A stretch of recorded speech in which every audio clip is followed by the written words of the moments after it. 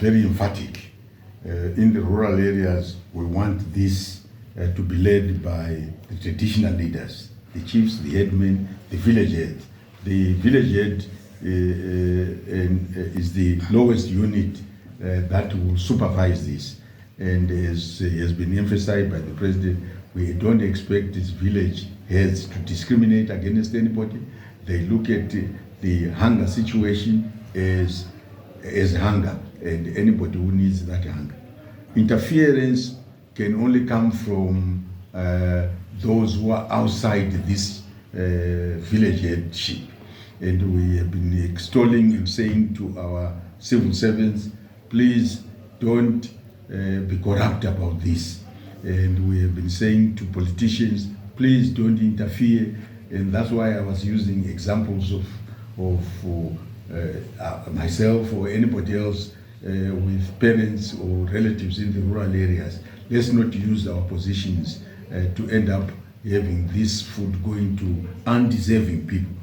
Now, a program as huge as this, you are going to have similar things.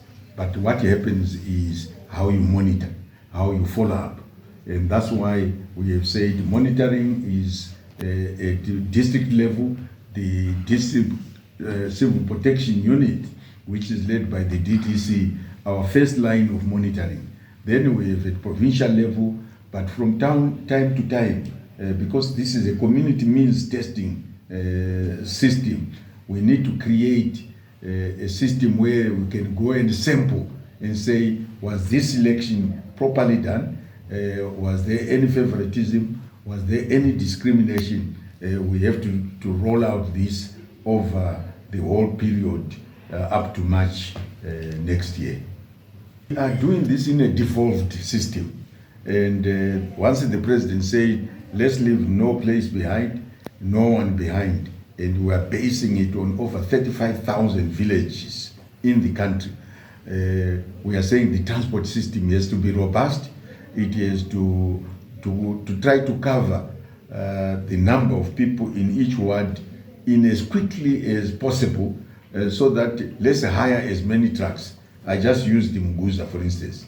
If we are going to carry the food that is needed to be carried by 30 trucks, if there were 30 tonners, by 60 trucks, if there were 30 tonners, if we were going to carry it once, then we need 60 trucks to carry it once, and these trucks would be 30 tonners.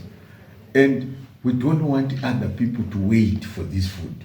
So let's get as many trucks as possible, but we are also saying this is an opportunity to use local trucks and let government pay for those trucks from the localities. This is the concept of this, devolution. You are empowering the local people who have been doing service for their own people. Now government can pay them to do that service for their own people.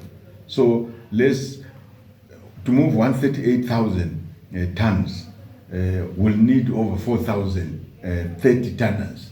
And we need to move this very quickly, because we are moving so that each household is given food to last 3 months.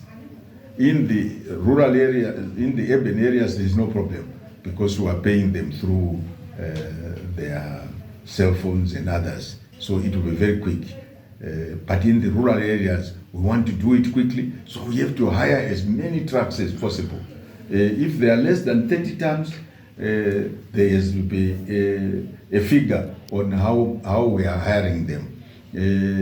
So there will be people who might come up with 10 tons, 20 tons. Are they 20 tons?